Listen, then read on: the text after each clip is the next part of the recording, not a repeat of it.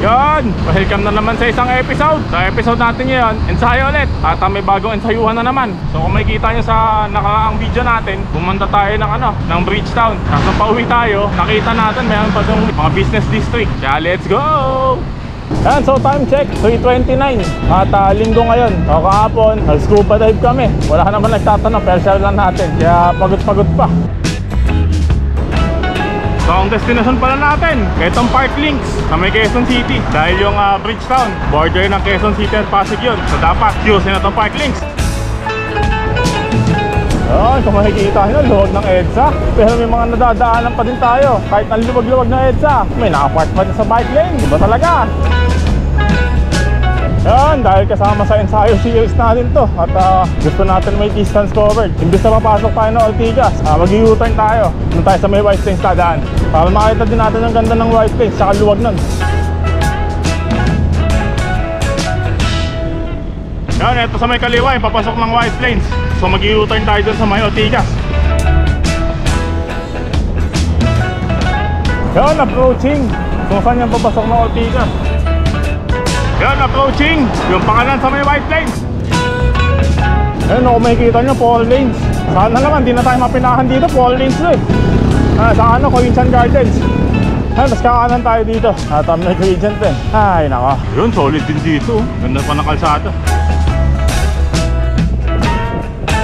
Nandito sa may kaliwa, madaming tumatambay dyan paggabi. At maganda kasi skyline, tsaka view. Oo, naluwag ng kalsada dito. At ngayon ako nakadaan dito ng hapon, laging gabi, pag pauwi na. At dito tayo nadadaan, pagkaling tayo south. Sabi magbike, lusong oh. Whee!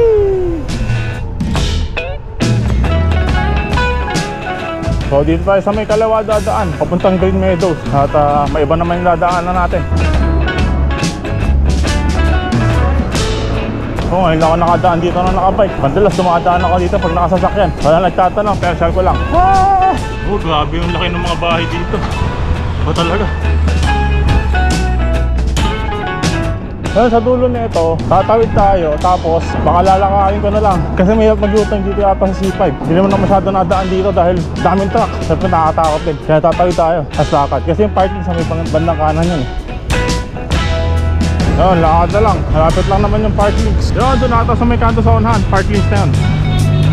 Yun, approaching Park Links. Kala ko makapag-ensayo tayo dito. May kung ano. So, traffic oh. May expo ko nakita kanina eh. So, ito pala Park Links. Katabi lang ito yung Bridgetown. Doon sa may kabilang side. Kita na yung The Victor. Yan, sa may kanan na side. Alam mo, kita yung The Victor. Ay, The Victor. Yung Bridgetown na yan. Kaya pala 4x4 yung mga lagi nandito. Lagi nandito. Yung mga nandito. May 4x4 expo. Mukhang may event nga. Ayun sa unahan kung kita yung The Victor. Sa Bridgetown naman yan. So, panoorin nyo din yung video natin dyan. Konting chismis. Tas hindi na makakapag-ikot. May kita natin. May off-road course pala na nangyayari dito. Approaching sa may kanan, papasok doon sa may expo. Sa parking lang pala to. Wala talagang kahit ano. Ayun na nga. At minalas-malas lang ang punta. Well, ganun talaga. Sila nagpa-schedule na event. Wala tayong magagawa. Bumibisita lang tayo. At ngayon linggo may expo. Hindi tayo makaka-ensayo dito. Ayun, kape. Caramel, sir. Hindi. Latte na lang. Wala sugar ko yan. Opo, pagka may available na kasama. So dahil nga may expo, naisipan ko na lang magkape. At nakita ko tong stand na itong Nomad Roaming Coffee. So dito daw sila ng 2 araw dito sa 4x4 Expo.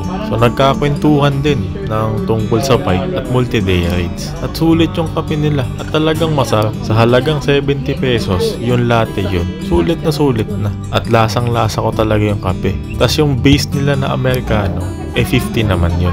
Tuwing weekdays daw, nasa may Avida Towers, New Manila sila dahil doon sila nagsistay. Tapos paikot-ikot ata sila, wala talaga silang pwesto pag weekends. So check nyo na lang yung Facebook page nila, totally recommend. Tapos na tayo magkape at ikot lang tayo saglit at uwi na tayo, naging coffee ride. At ito, tignan muna natin itong mga ano dito sa Park Links.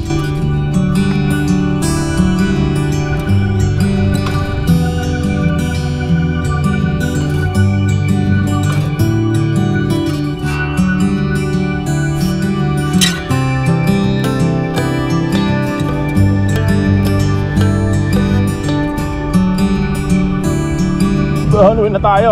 Naging copyright dahil nga may event. So doon tayo ulit dadaan sa may John Meadows.